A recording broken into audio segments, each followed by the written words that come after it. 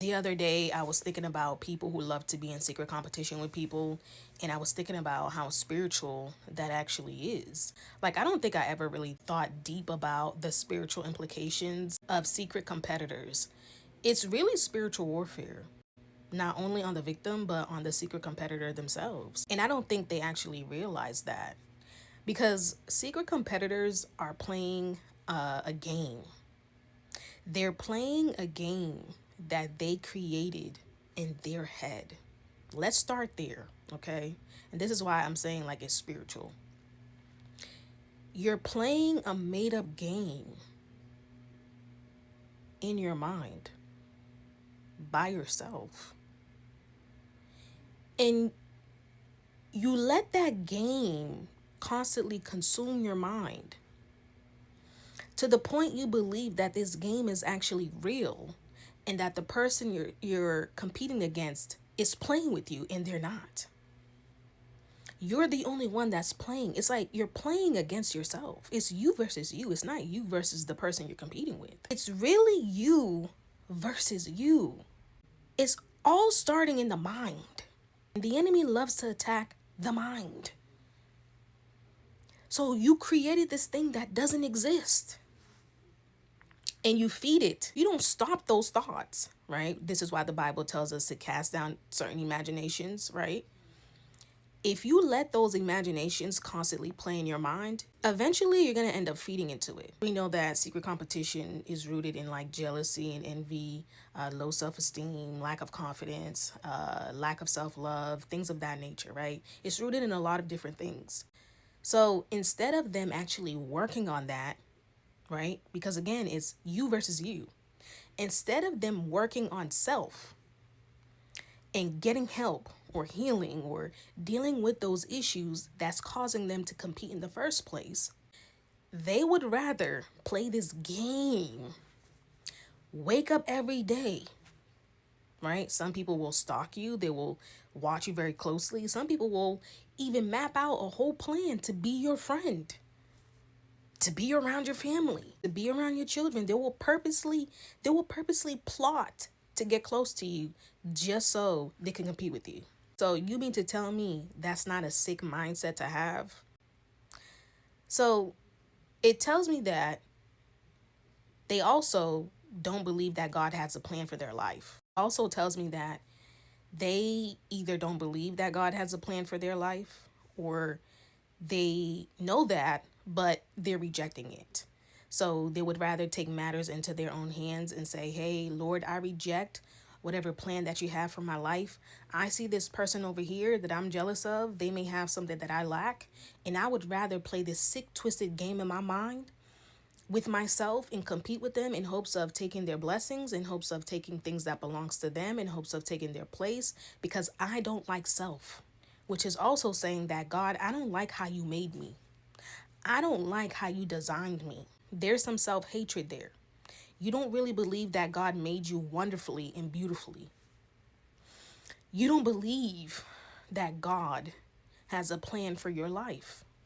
It's so sick and twisted that these people really believe that they can actually just mimic somebody or try to wear another person's identity. Like they really believe that if I can just be exactly like you, then I'm going to get the same results as you. Again, that points back to you don't believe that God has certain things specifically for you. Secret competitors are thieves. You're a thief. I want what you have, and I'm going to compete with you. And I'm going to try to come in the way of whatever you got going on. I'm going to try to mimic you and try to snatch those blessings that God has for you because I don't really trust that God has anything for me. Meanwhile, God may have a whole plan where He is going to exceed your expectations.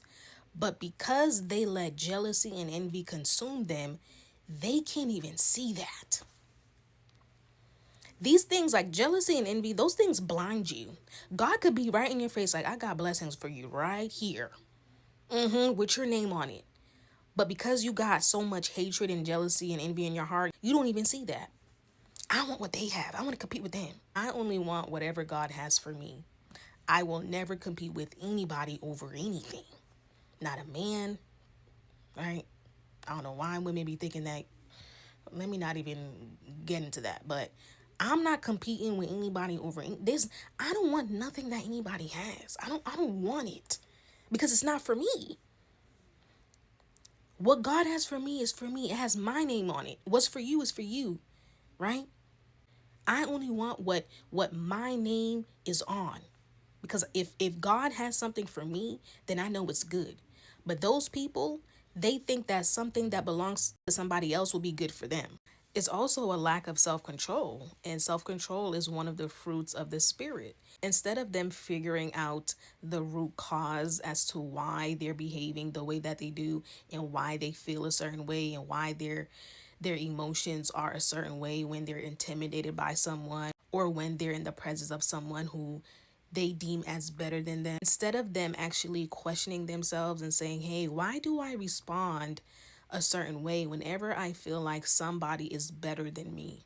Why do I feel like I have to compete with somebody if they have something that I don't have? They're not thinking about that. In their mind, they believe that you're their enemy when there's actually a real enemy that's getting into their mind. Come on now. Meanwhile, God could have sent that person into your life, or God may have put you in certain spaces and environments with people that will bless you, but you let jealousy and envy consume you, and you miss out on the very blessings that you've been praying for. And I want women to listen up because jealousy and envy is prevalent amongst women. It's heavy. It's heavy. God could send a woman in your life to be a blessing in your life, to form a friendship with you, or she could be that person that you've been waiting for to help you with your business. But because she's too pretty, she's gonna get all the attention from men. Oh, her body's too nice. She's too pretty. I'm insecure, so I can't. Meanwhile, God sent her to be the blessing in your life. But no, you let jealousy and envy consume you. This is how some of you end up self-sabotaging, right? Lord, I need this, I need that. And you think it's going to come in the form that you expect or that you wanted. That may not always be the case. That blessing can come from someone that looks better than you. They might be wiser than you. They might be further ahead in life than you, right? They might have more than what you have. Because you're so focused on competing with them, you end up missing out on the very things that God wants to bless you with. Imagine doing all of that competition just to end up with nothing. Because you have people who be competing with people for years in hopes of gaining something, and they end up gaining nothing. So you still end up losing this game that you created in your mind. So the enemy got you to not trust in God and not trust in the plans that he has for your life. He got you to continue to hate yourself, to not have self-control. He got you to have hatred in your heart, right? Like the list goes on and on and on. So again, it's you versus you, and it's you versus the enemy. I promise you, the person that you're competing with, they're not your enemy.